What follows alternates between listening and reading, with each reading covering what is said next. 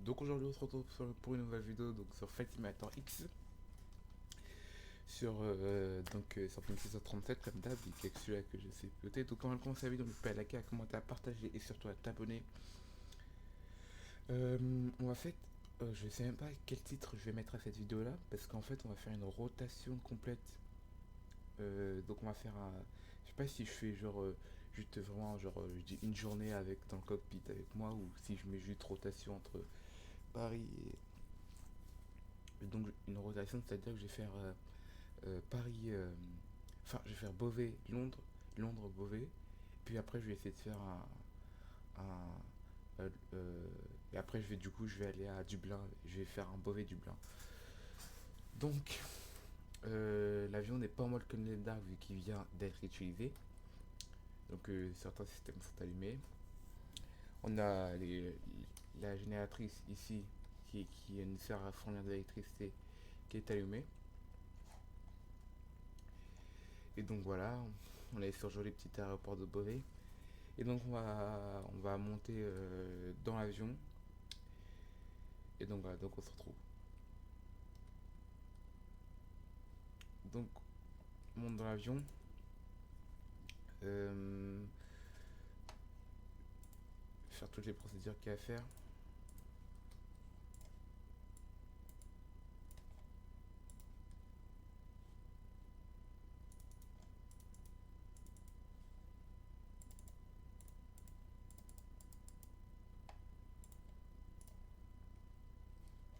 Les IRS s'en nav.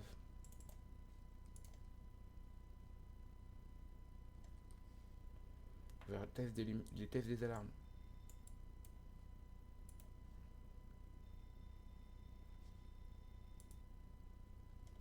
Ok, le test des lumières.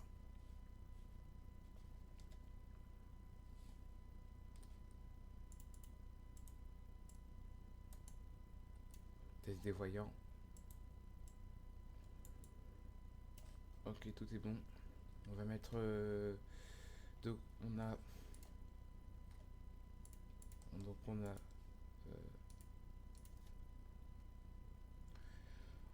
Alors on a 77 passagers pour 12 tonnes de cargo.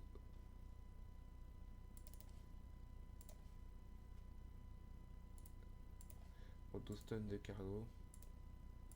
Donc ça fait 6000 dans chaque saute. Et en fuel, on a 6 tonnes 5 de fuel en trop. Et on a 12 tonnes, 12 tonnes 0, 12 tonnes de, de fuel en tout en fait.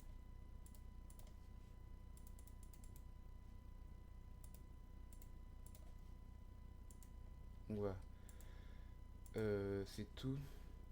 C'était tout au niveau des informations à noter pour, euh, pour le départ. On part de LF au B. Je crois bien qu'on part sur à 12 ans. Oui, c'est à 12 qui est en service aujourd'hui. Donc hier aussi, c'était elle qui était en service. Je vais ouvrir la petite pour voir c'est à quelle en service. Donc de Beauvais, on va aller à GLL, c'est à 401. Ah non, c'est à 37. C'est à 30. C'est à 30 qui est en service. Bah tant mieux, puisque ça sera c'est dans notre axe, donc ça veut dire qu'on n'aura pas on n'aura pas de rotation, une grosse rotation à faire après le décollage. Tant mieux.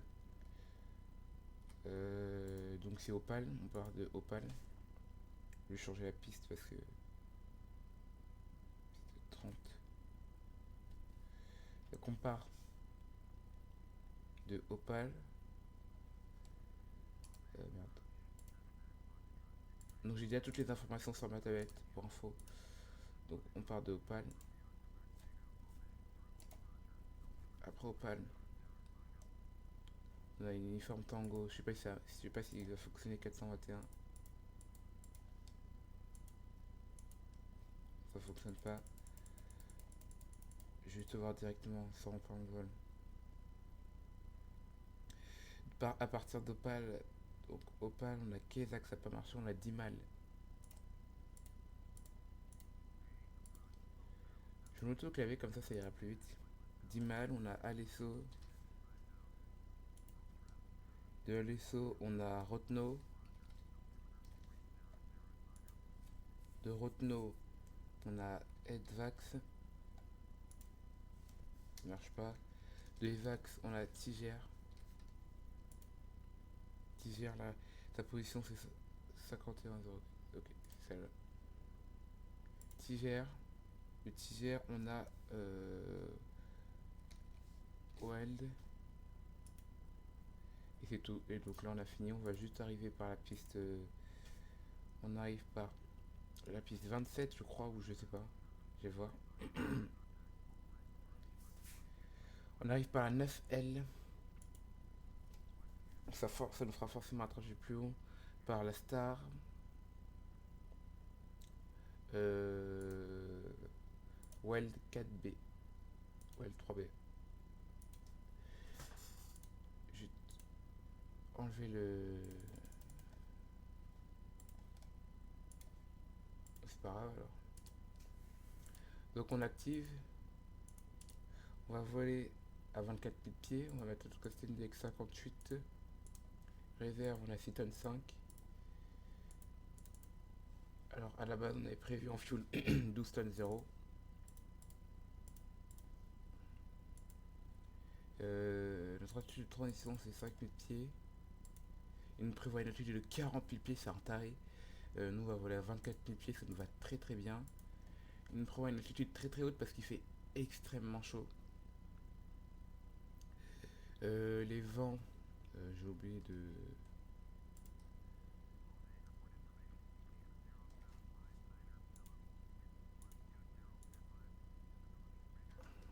On a du 120 pour 5 nœuds, c'est pas beaucoup.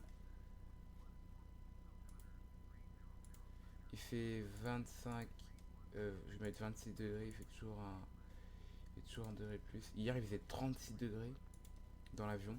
En, la température il faisait 36 degrés. On va mettre 5 degrés de volet. Alors pour info je teste un nouveau logiciel.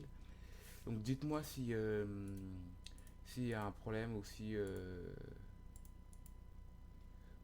bah, il y a au niveau de la qualité ou quoi que ça. Avant je filmais avec Filmora et là je filme avec un peu un logiciel de merde mais c'est temporaire. Et donc voilà. Et donc 0,36 pour.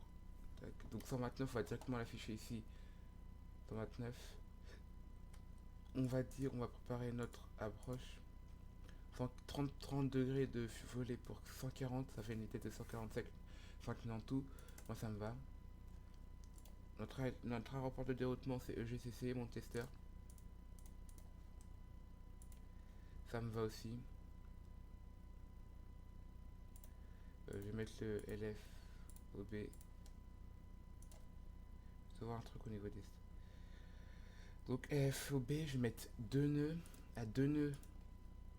Donc, qu'est-ce que je dis? À 2 nautiques. À 2 nautiques, à partir d'ici, on va commencer à attaquer le virage, c'est-à-dire là, on va rester tout droit. Et à partir d'ici, on va commencer juste à tourner pour se raligner ici. Mais voilà. Et puis par la suite, là, je vais mettre 36, un rayon de 36 nautiques autour de l'aéroport qui donne ça. Voilà. Alors, je vais mettre toutes les informations au niveau des sur le navigateur. Après, notre prochain poids, c'est EGLL. Je vais mettre 36 nautiques autour. Notre prochain point, c'est EGCC. Et celui-là, je vais mettre aussi 36 nautiques. Alors, quand je mets des 36 nautiques autour de l'aéroport, ça me sert à me dire que à partir de là, je vais pouvoir capter, par exemple, rentrer en contact avec la radio.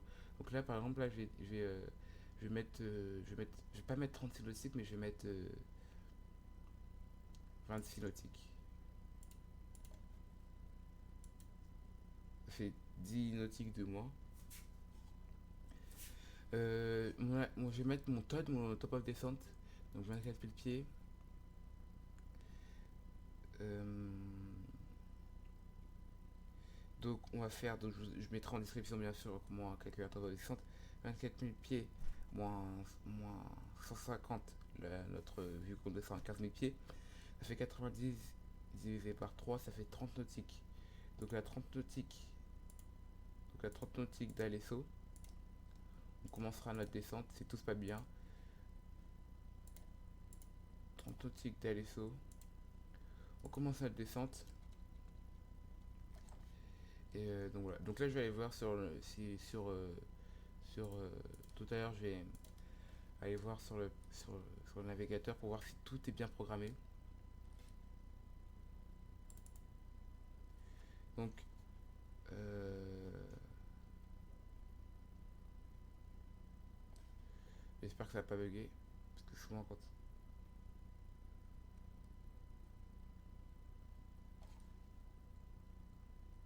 Donc Opal, on a 28 nautiques de Opal. Je vais faire de point en point. Ouais, donc voilà. Donc là j'ai bien marqué 28 nautiques d'Alesso. 30 nautiques. Ouais, 30 nautiques d'Alesso. Et donc il nous dit bien, alors, on n'est pas en accord avec mon top of descente. Lui il me dit qu'il veut me faire descendre ici. Alors je ne sais pas pourquoi. Je vais peut-être partir de calculer à partir. Attends. Peut-être faire 24 000 pieds moins. Peut-être il a compté à partir de l'aide divisé par 3. Donc ça fait 48 nautiques de l'aide de Weld.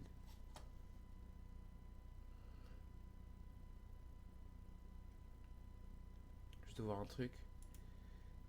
Euh, donc Weld.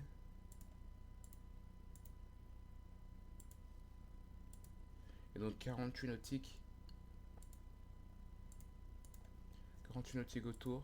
Ah oui, donc, ah oui, donc lui, là, il a compté à partir de l'aide. Donc là, on est bien en accord avec notre top of descente. Du coup, je vais supprimer le point d'Alesso. Et donc là, vous pouvez voir qu'on est bien en accord avec notre top of descente. On est tous les deux d'accord sur le point où on va calculer. Donc c'est toujours important de calculer aussi soi-même le top of descente et de ne pas calculer aussi, ne pas laisser que l'ordinateur parce qu'il peut faire des bêtises des fois. Ou des fois on peut pas être en accord. Puis ça se trouve là, je me serais dit, ah bah moi je vais. Donc voilà. Toujours vérifier si ce qu'on a demandé est bien dans l'ordinateur. Donc le FMC. Donc on est bien en accord avec le FMC, ça c'est bien. Voilà. Et puis je vais voir aussi au niveau de. Donc, et donc après, on atterrira sur la 08 gauche. Voilà, tout va. Et donc voilà, on a EGCC Echo Golf Charlie Charlie qui est juste là, pas très loin de nous, c'est bien. Et moi je vais juste aussi voir au niveau de notre descente, enfin au niveau de de nos vitesses de descente, si tout se passe bien.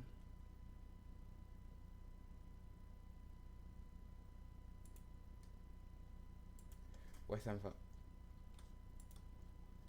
Je vais mettre le parking brake, quelle bêtise. Donc moi je vais afficher 24 000 pieds. Parce qu'en fait j'ai refusé les 40 000 pieds parce qu'en fait on n'aurait même pas eu le temps d'atteindre les 40 000 pieds qu'on serait déjà en train de descendre, en train d'entamer notre descente.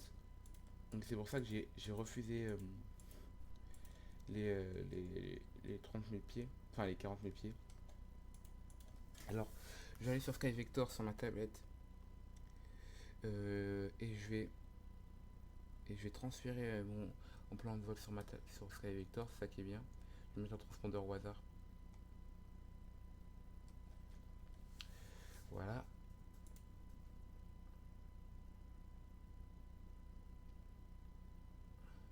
Alors après, on va descendre pour faire le tour de l'avion. On va descendre pour faire le tour de l'avion pour voir si tout se passe bien. On va vraiment essayer de faire. On essaie de se rapprocher le plus de la réalité, c'est-à-dire à chaque fois on fait le tour de l'avion. Une fois qu'on aura fini, donc je vais mettre le premier VOR 114 décimal 0,5, le premier VOR. Et le second, ce sera 115 décimal 100, c'est big. 115 décimal 100. Ok, donc je vais afficher les VOR comme ça.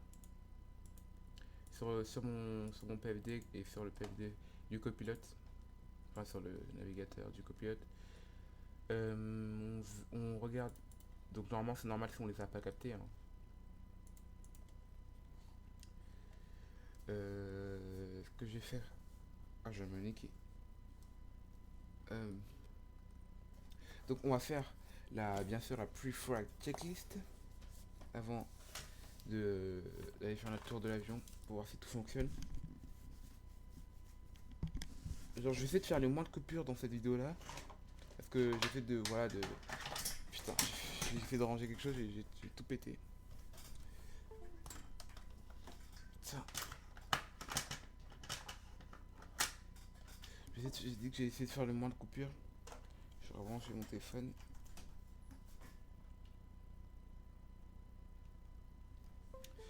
Donc, je vais faire le moins de coupures.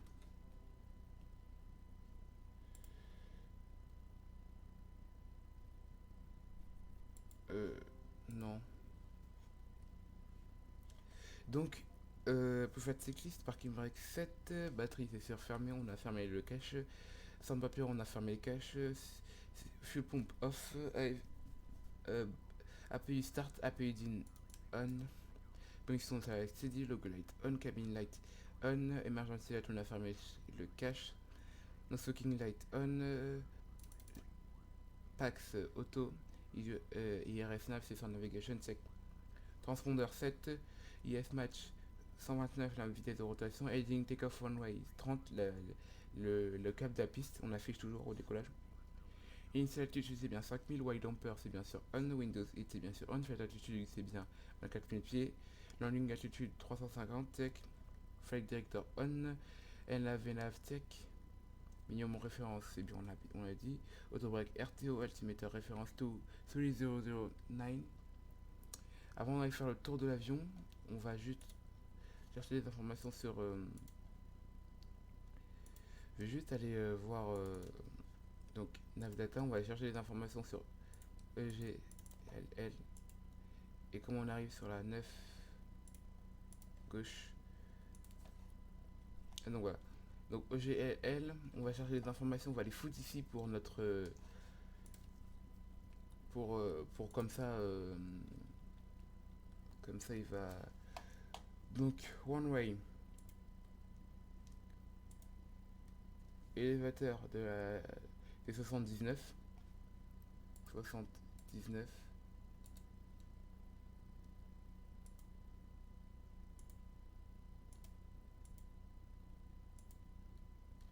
Et donc c'est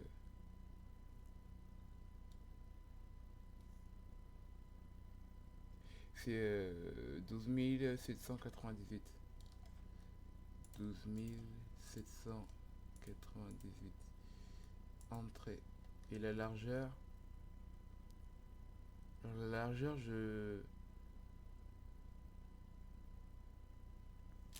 Alors la largeur, je vais directement aller voir sur ma carte, sur les cartes de l'aéroport pour voir la longueur et la largeur de la piste. Donc je vais directement aller tout là-haut, comme ça il va me donner toutes les informations sur les pistes. Comme par hasard, quand j'ai besoin d'avoir une information sur les pistes, il n'y a pas les informations sur les pistes. Bizarre. Ça me saoule.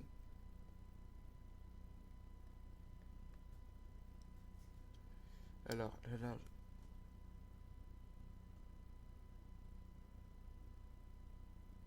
Alors, je cherche.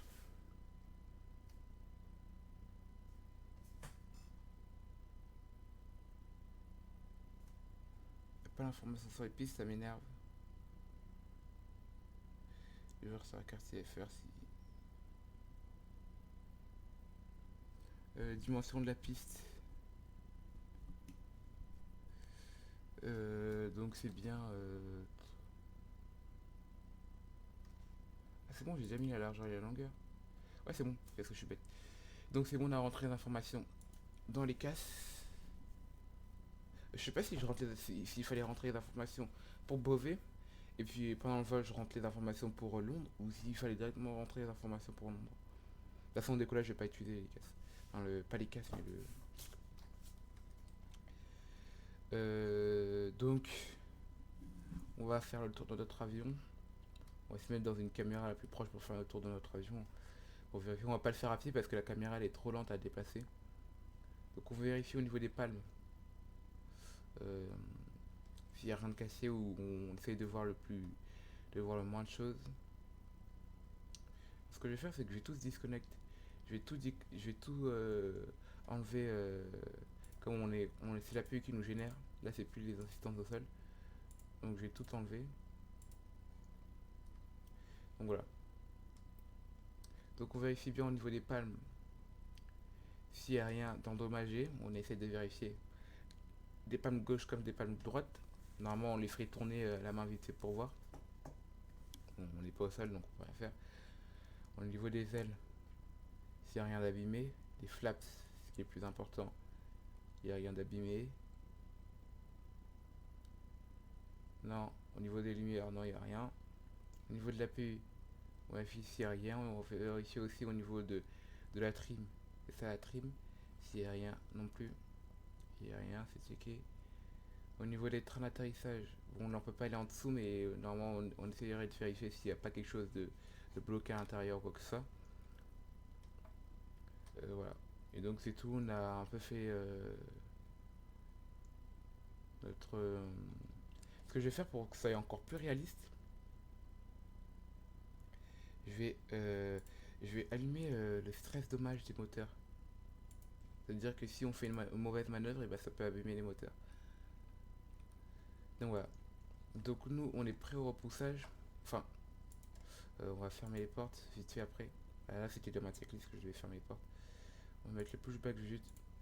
Faire afficher pushback 90. Et donc c'est 36.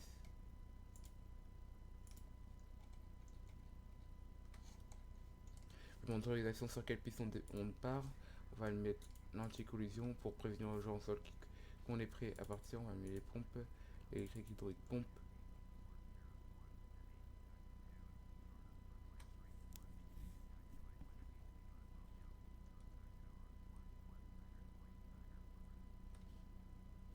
C'est bon. Moi je suis d'accord avec ce qu'il m'a donné.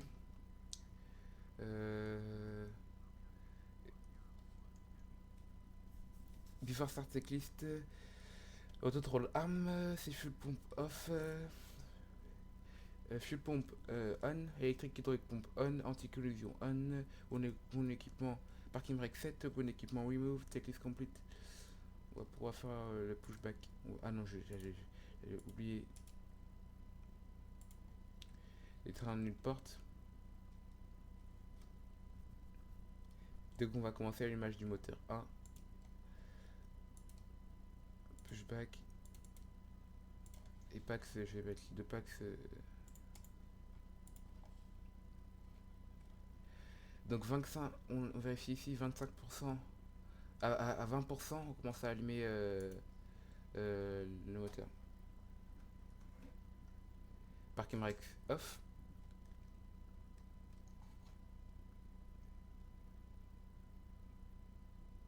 Ah merde, à 20%, voilà. J'étais en train de tout occuper.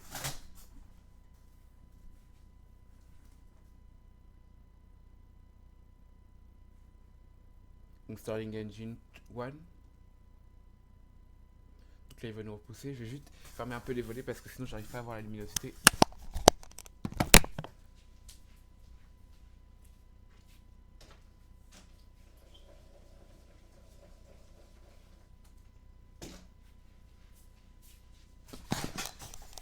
Donc voilà, c'est un peu mieux comme ça. On va allumer Engine 2 Start Switch. Génératrice 1, c'est sur on. Putain, il est 10 heures, je commence déjà à transpirer tellement il fait chaud, l'atmosphère est lourde. Starling Engine 2.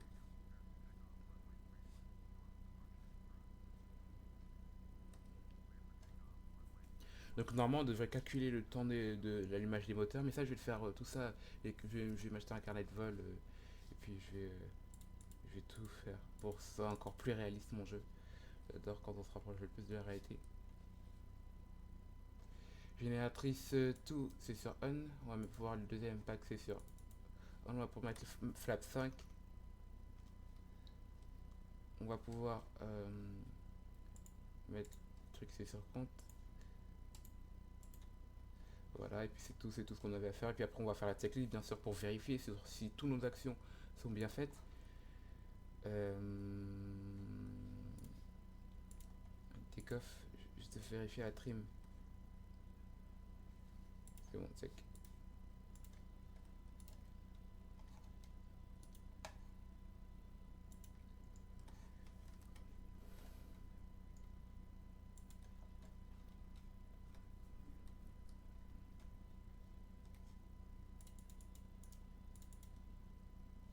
Ok, before taxi checklist, génératrice 1 et 2 c'est sur on, bull hit c'est sur on, wings anterior c'est sur off, engine anterior c'est sur off, pack c'est sur auto, isolation valve auto, happy bleed auto, off, happy master off, nether switch compte, flap 5, on vérifie bien que c'est bien affiché ici 5 sur les voyants, elevator trim 7, 7 for takeoff, elevator trim for takeoff, flight control, flight control up, down, neutral, right, left, neutral, right, left, neutral, up, down, check, TCAS online, taxi light on, one way light on, et j'ai enlevé ça, on en a pas besoin. Et on est prêt pour le taxi. Donc j'ai dit que dans cette vidéo là je vais vraiment essayer de faire le moins de coupures. Pourquoi? C'est pas parce que j'ai la flemme de faire une coupure, mais des coupures, c'est juste parce que en fait j'essaye de. Donc je vais essayer. En plus c'est un trajet court, donc vraiment un trajet court, c'est-à-dire qu'on sera arrivé en altitude en altitude de croisière, on n'aura même pas le temps d'engager un sujet ou on va se reposer pendant 2 minutes, 3 minutes, et puis on va directement devoir préparer la descente, et puis se préparer à descendre, et puis bah, entamer la descente. Et après on atterrira, et puis après aller-retour, on va faire une pause de 20-30 minutes à, à Londres, le temps de refoutre tout, de reprogrammer l'avion, faire toutes les checklists. Ça va nous prendre 10 minutes, et puis après moi je vais me reposer 10 minutes, un truc comme ça. Ça va nous faire 20 minutes. En tout, il n'y a pas beaucoup de trafic sur Beauvais. Moi j'aime bien décoller de l'aéroport de Beauvais parce que c'est un petit aéroport et puis Ryanair il décolle de là-bas, donc comme je veux aller avec Ryanair, donc j'essaie de me rapprocher de la réalité encore une fois.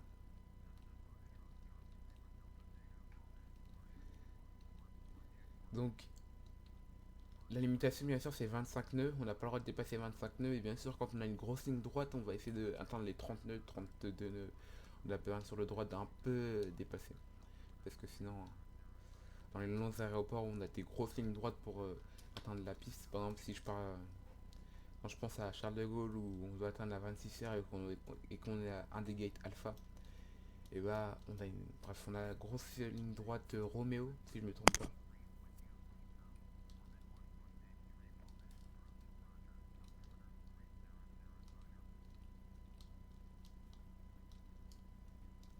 On a la grosse ligne droite Roméo. Alors ce que je vais faire c'est que je vais essayer de lui demander l'autorisation quand on sera sur encore le taxiway, et puis comme ça je vais directement pouvoir m'aligner sur la piste sans pouvoir m'arrêter, et puis je vais faire la checklist sur la piste. Mais je pourrais pas tester les moteurs, même si je sais qu'ils sont fonctionnels.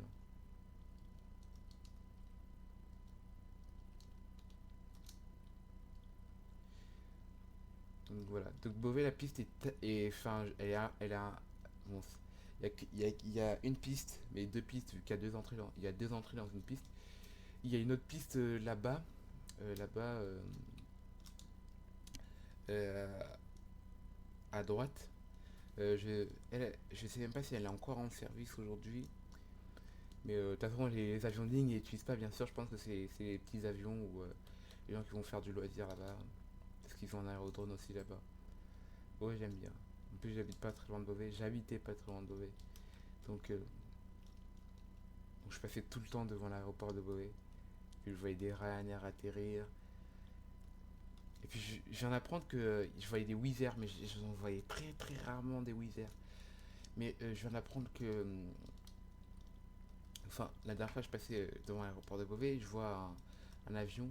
Je sais plus, si c'est la compagnie, je crois que c'est The Blue, un truc comme ça, ou Blue, un truc comme ça commence par ça. Il est tout bleu l'avion, et je me dis, bah, c'est la première fois que je vois ce type d'avion. C'était un Boeing 737. Cette compagnie atterrir à Beauvais, je me suis dit, ah, ils ont. Mais je crois que je me suis renseigné sur internet et elle a toujours atterri à Beauvais. Sauf que voilà, j'étais jamais là quand elle atterrit à Beauvais. J'essaierai d'aller faire du spot, je sais plus comment ça s'appelle, du spot truc, je sais plus comment ça s'appelle, et puis je vais devant une piste, et puis je filme les avions atterrir. Je vais essayer d'aller quand il y a vraiment du mauvais temps pour voir comment les pilotes se débrouillent. Et quand il y a vraiment du très très mauvais temps, je vais essayer de voir, et essayer d'y aller, et puis voilà. Ça va être drôle, et puis je vais essayer de poster ça. Voilà. Euh,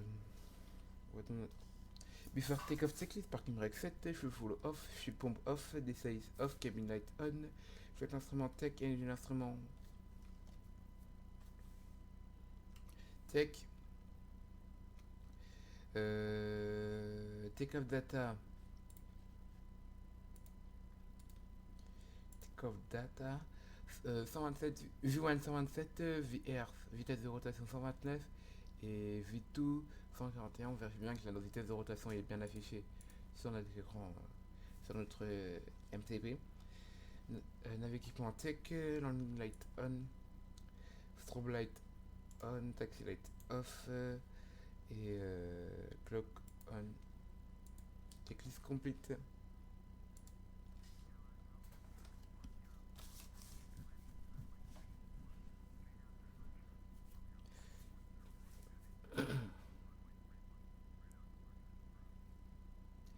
Donc on est bien autorisé à décoller sur la piste 031.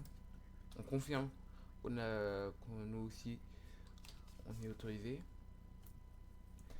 Alors briefing avant take-off, donc panne, si on a une panne avant, vient on freine bien sûr, on met speed brake, c'est pour ça qu'on a les auto-breaks sur RTO. Si on a une panne majeure après V1, VR et V1, on fait le tour de piste, on revient se ranger sur la piste 12 du coup. Sur la piste 31, sur la piste 30, donc on fait un tour de piste. Donc il n'y a pas de mauvais temps, donc rien ne pourrait nous empêcher de refaire un tour de piste même à la main sans activer le pilote automatique. Donc voilà, donc on n'aura même pas besoin de DLS. 40% de N1, donc ce sera 99,6% de N1, donc 100%, moi je vais arrondir à 100%. En attendant que les moteurs soient bien uniformes. On attend qu'ils soient bien à 40. On attend qu'ils soient bien à 40 bien sûr. Ils vont monter à 40. Ils sont à 40, on lâche les freins et on décolle.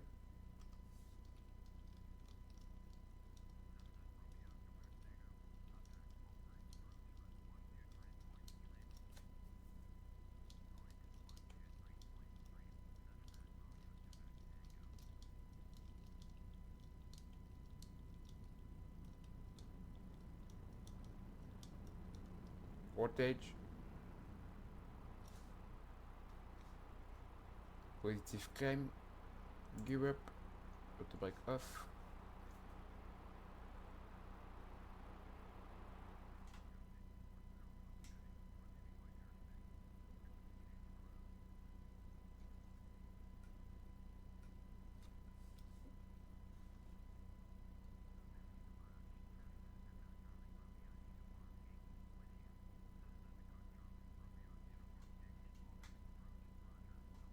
Alors j'ai un peu dépassé les 20 degrés.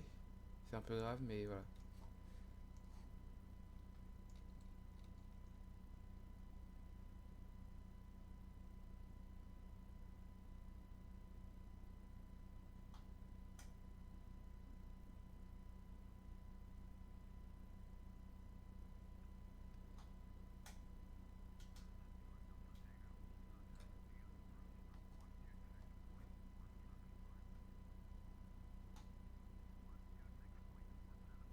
PTX Fraps 1.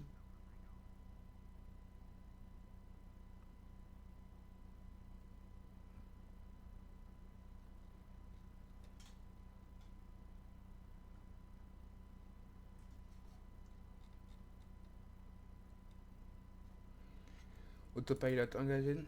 After takeoff checklist, please you claim gear up. Auto brake off. Engine start switch off. One way light off. Gear level off. Checklist complete. On a passé notre trajectoire de transition. Altimeter standby. Fitech flap 0. Flaps retract. Il n'y a pas de turbulence, je vais dire au passage détacher la ceinture.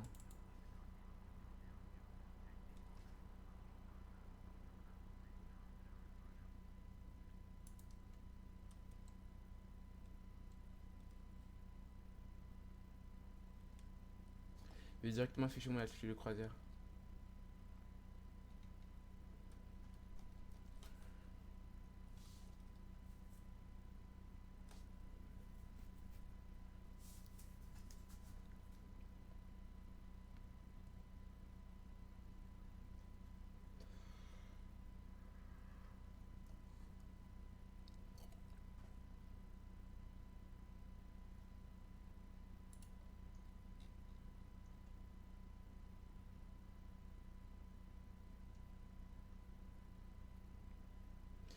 Donc la procédure de décollage est officiellement terminée, on a passé les 3000 pieds, notre altitude de transition.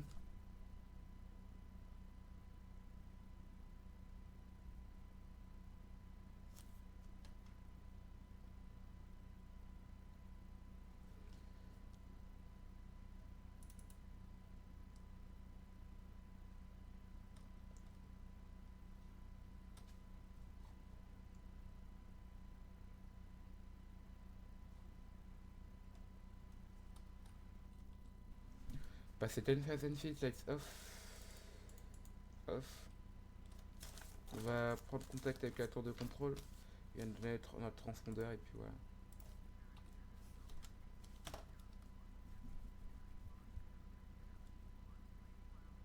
Il y a un peu de turbulence.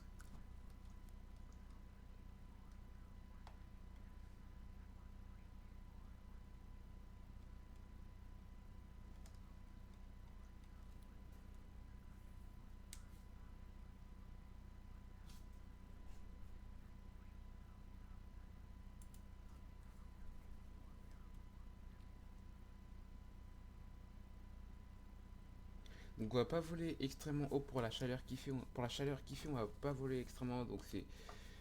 Donc je vais mettre vraiment essayer de. Oh il fait très très chaud. Euh,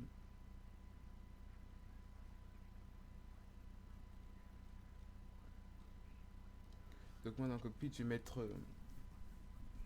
Je vais essayer de mettre du frais. Aussi en fait je vais mettre du frais partout. Comme il fait vraiment très très chaud, sinon les passagers vont mourir de chaud.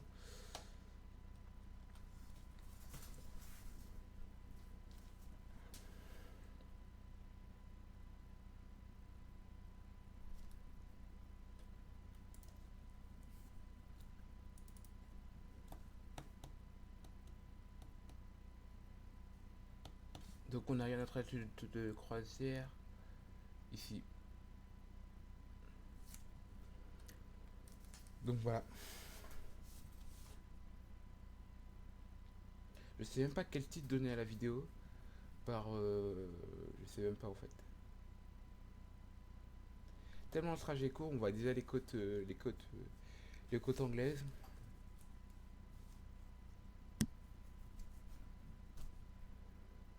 Donc on n'a plus rien à faire, on n'a plus rien à faire à part surveiller le vol et puis surveiller deux trois trucs et puis remplir. On n'a pas de devoir on a que devoirs, donc les devoirs qui sont déjà affichés, donc on n'a rien à faire, on a juste à attendre que.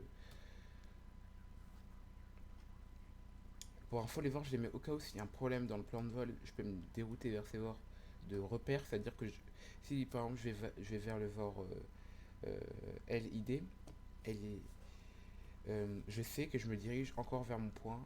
S'il y a un problème et en patientant de réécrire un nouveau plan de vol, et bah voilà, je me dirigerai vers le point. Et l'idée c'est voilà, c'est de repère en fait. Toujours prendre de l'avance et toujours être en avance anticipée. que je fais, ouais, j'ai cru qu'il avait crash le jeu.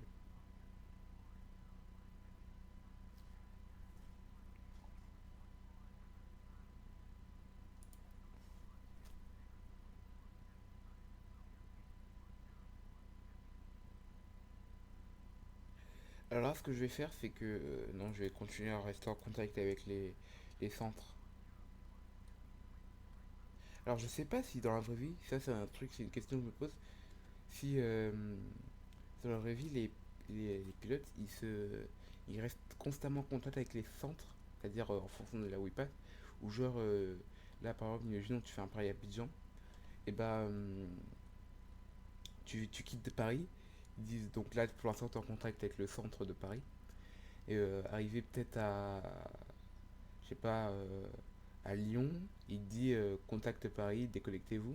Il dit peut-être contact Marseille. Je sais pas s'ils prennent des contacts constamment avec les centres ou juste par exemple, je sais que à Abidjan, c'est pas le centre d'Abidjan, mais c'est le centre de Dakar, un truc comme ça. Donc, et c'est arrivé à Abidjan, oui, ils reprennent contact avec un centre ou un truc du genre. Mais ça me paraît plus logique que la première option, comme quoi ils sont constamment en contact avec les centres. Parce que ça veut dire que sinon ce serait le bordel, on pourrait jamais être en contact avec les avions et puis voilà.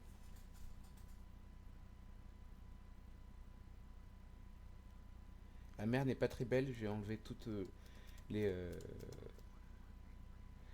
tous les graphismes de la mer, c'est pas grave, c'est pour que le jeu lag moins, mais ça me saoule parce que j'ai un PC à la fois bien et à la fois de merde pour les jeux.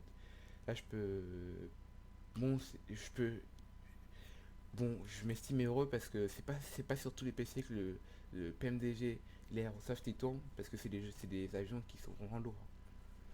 Donc il faut avoir des assez, entre guillemets, des bons PC. Entre guillemets. Donc on passe à notre attitude de croisière et on va patienter encore notre descente.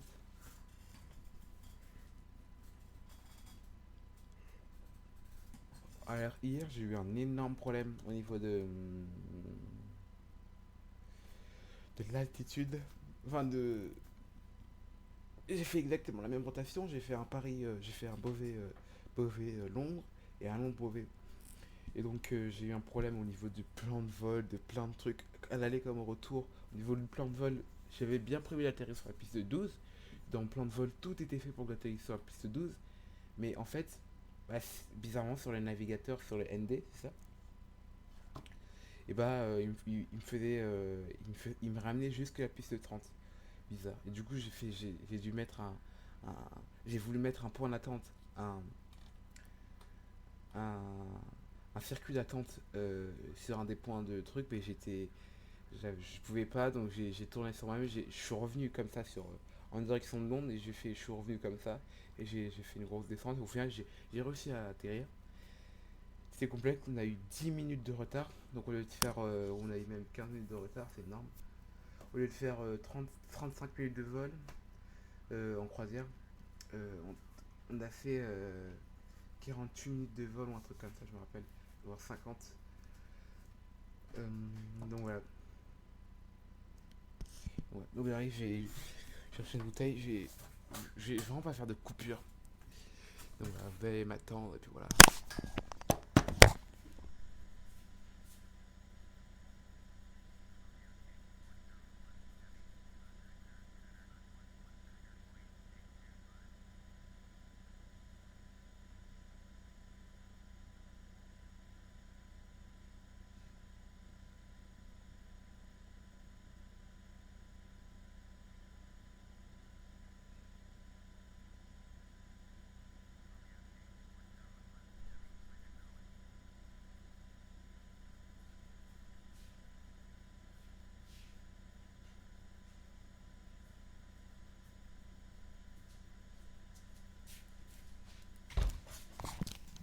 Comme par hasard, quand j'arrive, je dois reprendre contact avec un autre centre.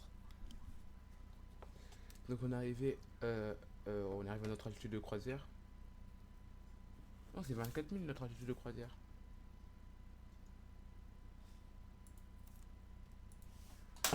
Putain, je fais tomber mon téléphone.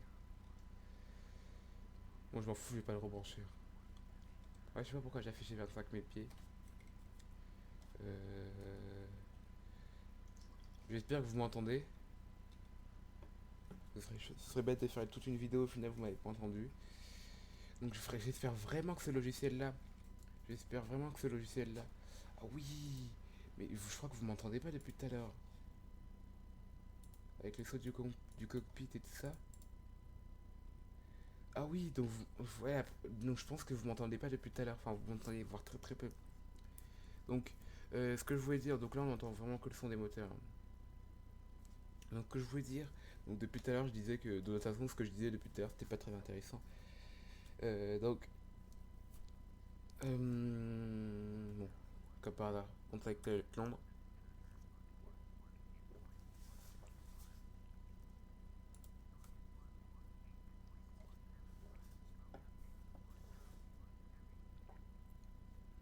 Donc, on prend contact avec Londres.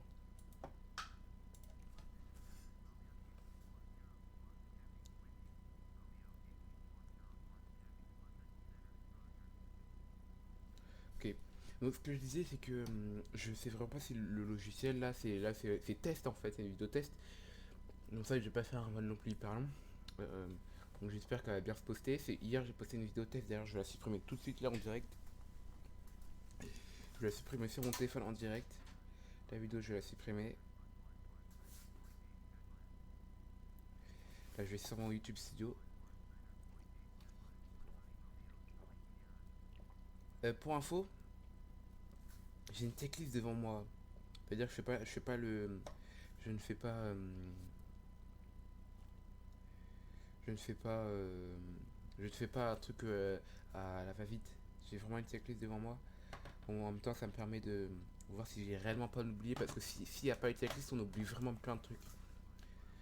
Je me rappelle au début quand je commençais la simulation, mais que je voulais un peu aussi être de plus en plus réaliste. J'avais pris la checklist de Boeing 737. C'était pas la réelle, mais des fois je la faisais pas parce que j'avais la flemme. Et je me rendais compte que j'oubliais plein de trucs. De mettre sur des trucs vraiment fatals pour, euh, pour l'avion. Donc l'avion va pas se cracher si j'avais oublié les trucs, mais voilà quoi. Oh merde, on va commencer la descente.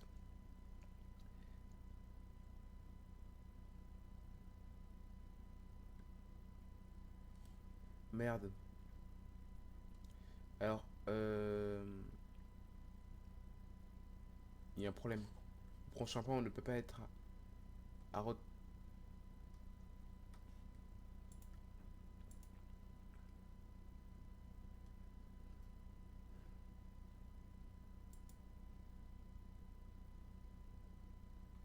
à 15 000 pieds.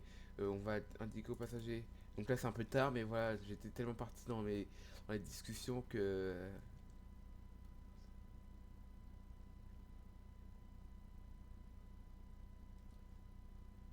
Mais en fait, il s'est réellement trompé, hein.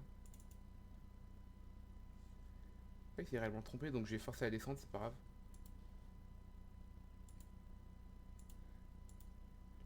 Donc j'ai forcé la descente.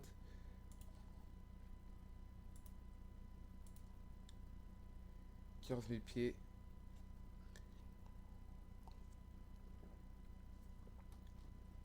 Je vais juste voir.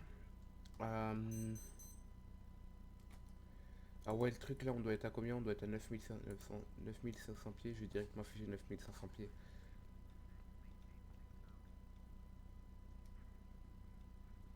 Je vais directement afficher 9500 pieds. Comme ça, moi, ça sera fait. 9500 pieds.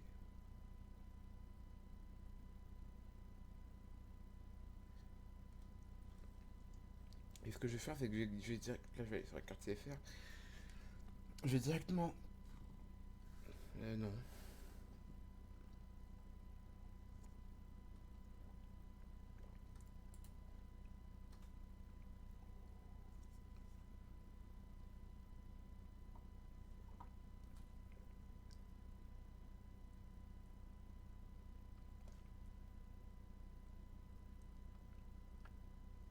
Neuf mille cinq cents, je vais afficher la TIF. Et quand je vais rentrer dans mon rayon de 25 nautiques, et puis je vais commencer à prendre la TIF. Donc c'est 128 décimales 07. Je sais pas pourquoi ça commence à bugger le jeu. 128, 128 décimal 07.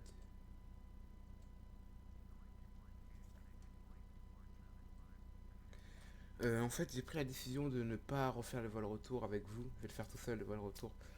Parce que. Tout simplement parce que.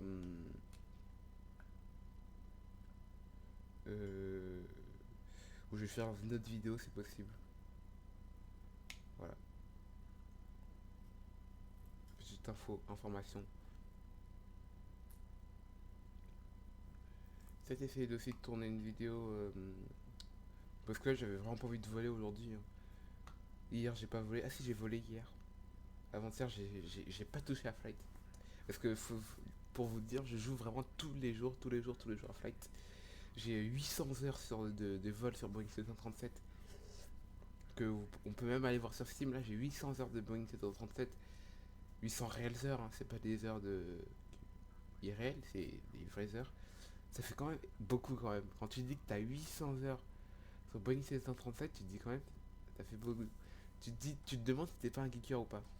Et je considère, bah, moi je me considère pas comme un geeker. Pourquoi? Parce que bah, je considère tout simplement ce jeu-là, bah, en fait, c'est pas un jeu où on s'abrutit. C'est vraiment pas un jeu où on s'abrutit parce que la preuve, on calcule certains trucs, c'est des calculs tout simples, mais voilà, c'est des calculs tout simples, la division, des soustractions, des divisions, mais au moins voilà, notre cerveau reste toujours actif, on prépare des trucs, on reste dans la réalité, on regarde la météo, on fait plein de trucs, des trucs assez sérieux, et puis ça abrutit pas. Abrutit pas que tous les autres jeux abrutissent. Moi je sais que je joue à plein d'autres jeux, enfin je jouais, maintenant je joue vraiment qu'à Flight. Ça fait longtemps que j'ai arrêté de jouer à la Play, ça fait au moins 2 ans. J'ai arrêté de jouer à la Play, à la PS4, pour ceux qui connaissent pas.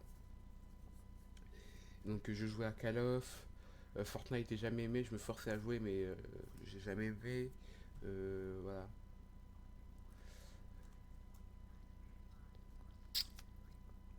Par contre les jeux comme Call of, là c'est sûr que ça abrutit. Mais c'est quand même bien ces jeux. Moi je joue à Call of et puis voilà c'est tout, je kiffais. Mon mode préféré c'était le mode zombie mais voilà, je kiffais. Mais quand je dis que ça abrutit c'est que c'est pas forcément bon pour le cerveau. Je dis pas que forcément si tu joues tu vas devenir bête. En fait, c'est ça que je veux dire. Ça veut dire que là, quelqu'un qui joue à Flight, ça veut pas dire forcément qu'il va devenir intelligent. Enfin, ça veut dire que justement, ça veut juste te dire que ton cerveau, il est juste constamment actif.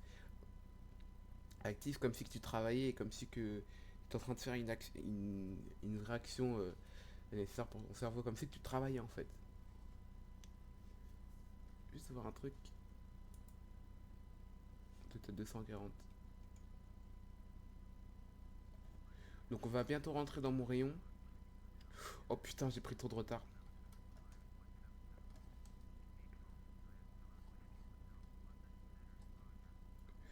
On va bientôt rentrer dans mon rayon.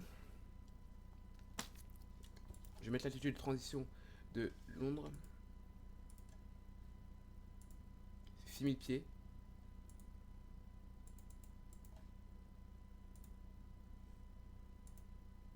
Il veut pas. Ouais, c'est bon, j'ai affiché. Je croyais qu'il voulait pas. Donc quand je vais rentrer dans mon rayon de 20... Ouais, c'est quoi ça? Oui. Quand je vais, quand je vais rentrer dans ce rayon-là, je vais... donc là, je vais afficher c'est 110 décimales 30 décimales 30. 110 décimales 30. Ça va pas sonner, mais c'est pas grave. Comme j'ai désactivé tous les sons du cockpit, ça va pas sonner.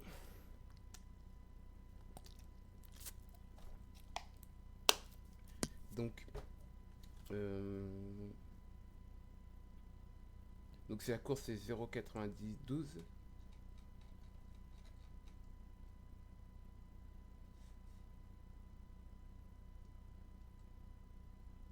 Je vais essayer d'afficher la course.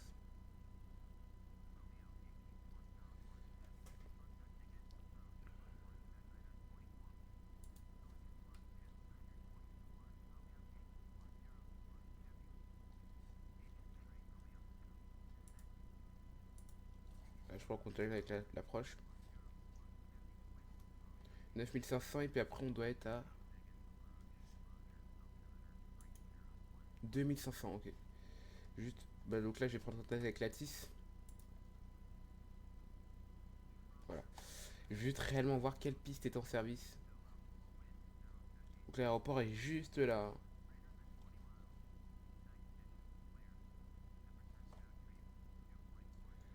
On est passé en dessous des 10 000 pieds, je vais mettre lights on. On a mon approche donc juste mettre les trucs sur compte.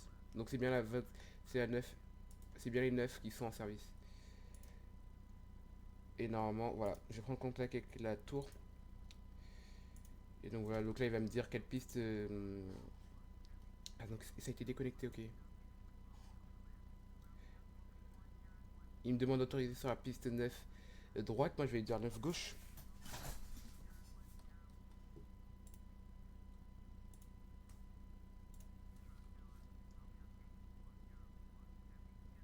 2500.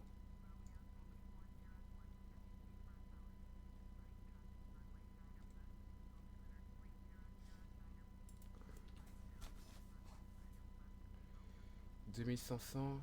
Donc l'aéroport est juste là. Pour info, on ne survole jamais, jamais, jamais de la ville les aéroports. Donc, je vais essayer de... Donc, on doit être à combien? On doit être... 2500, on doit être à 151. Je vais mettre à 200.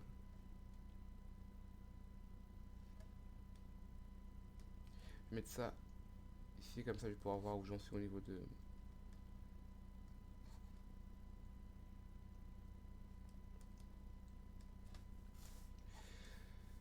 Donc les autobreaks c'est sur 4.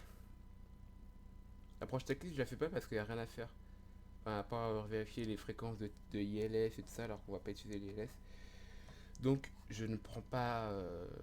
je ne...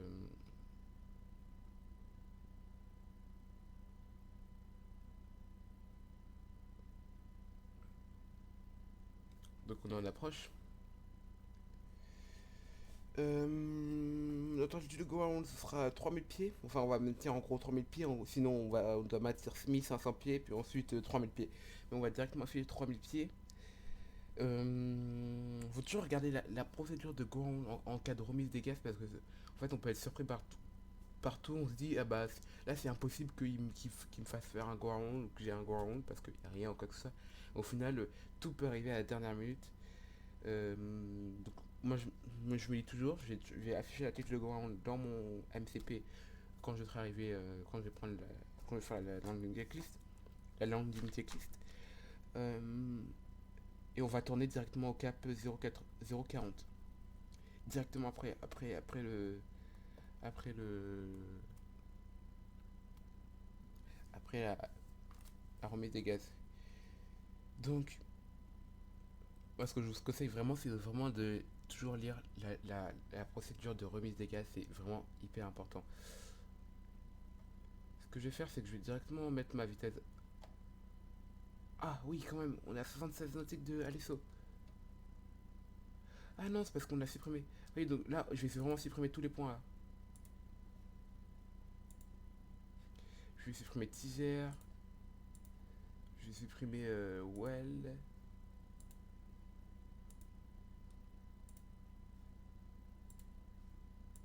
Voilà. Et donc, là, on va mettre ça ici. On va mettre full ça ici, voilà. Donc, on va full ça ici, voilà. Donc, on est à 12 nautiques d'atteindre notre point. Le virage sera serré, donc ça veut dire que ce que je vais faire, c'est que je vais je vais arriver ici, puis après ici, je vais faire un peu, je vais me dévier comme ça, et puis après pour revenir comme ça. Ah non, en fait, je vais tout simplement suivre je vais tout simplement suivre ça sert à rien de se compliquer. Je vais afficher ma vitesse de ma vitesse d'approche. Excusez-moi si je ne trouve pas les mots.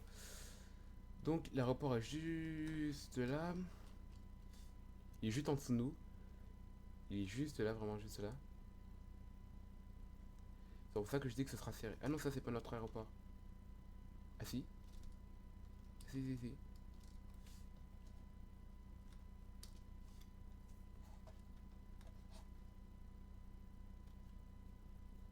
Je vais mettre un degré flaps.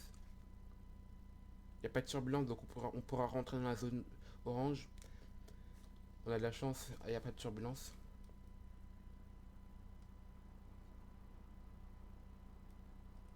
Oui, ça me saoule quand ça fait ça, donc je vais essayer de. Donc là, je sais réellement pas si vous m'entendez quand je vais mettre. Si je mets les, euh, les bruits de cockpit.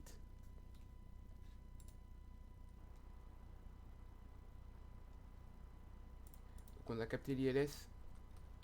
On a capté l'ILS, donc là je vais arrêter de parler jusqu'à l'atterrissage, jusqu'après l'atterrissage. Comme là il y a trop de bruit, et puis ça sert à rien de couper, alterner tout le temps le son, et puis voilà, ça sert à rien. Donc je vous laisse observer, je vais peut-être faire, voilà, je vous laisse observer l'atterrissage, les manœuvres que je vais faire. Vous pouvez avancer parce que souvent c'est long, c'est un peu long. Voilà.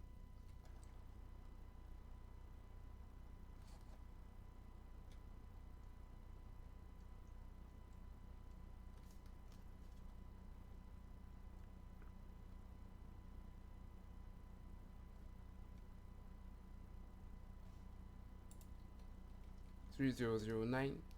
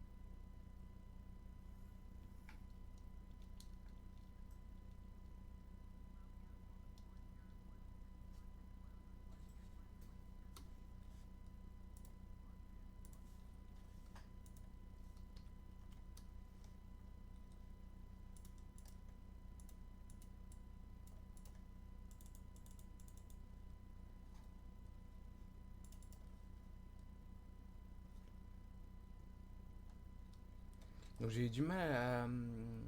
Donc c'était un bon atterrissage au niveau de l'approche, mais au niveau de la finale, il était pas trop ouf, hein. Parce que j'ai du mal à... Au niveau de la portance à la fin.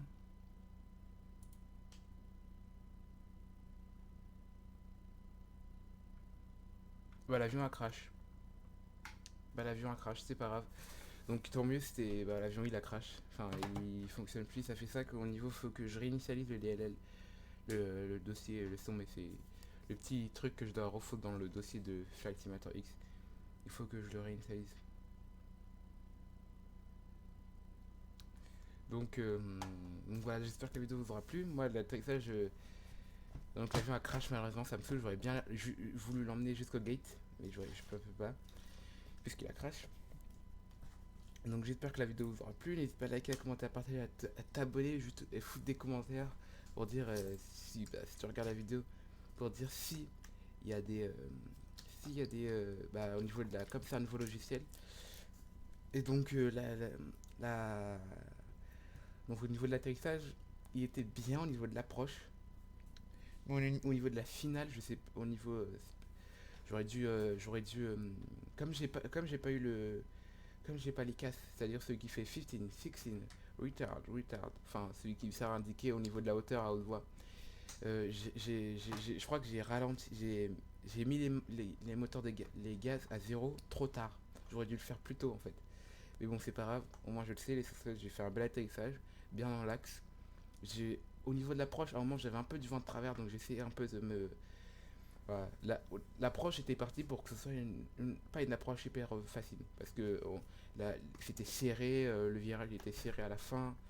Voilà, donc voilà. Donc j'espère que la vidéo vous aura plu et puis abonnez-vous, je mettrai en description la vidéo comment calculer un top of descente et puis je mettrai pas Sky Vector ni Simbrief. Allez voir les autres vidéos pour aller voir si Sky Vector ou Simbrief. Donc malheureusement ça me saoule, je peux pas aller emmener l'avion au gate. Bon c'est comme ça, hein. Donc voilà, sur ce, bonne journée.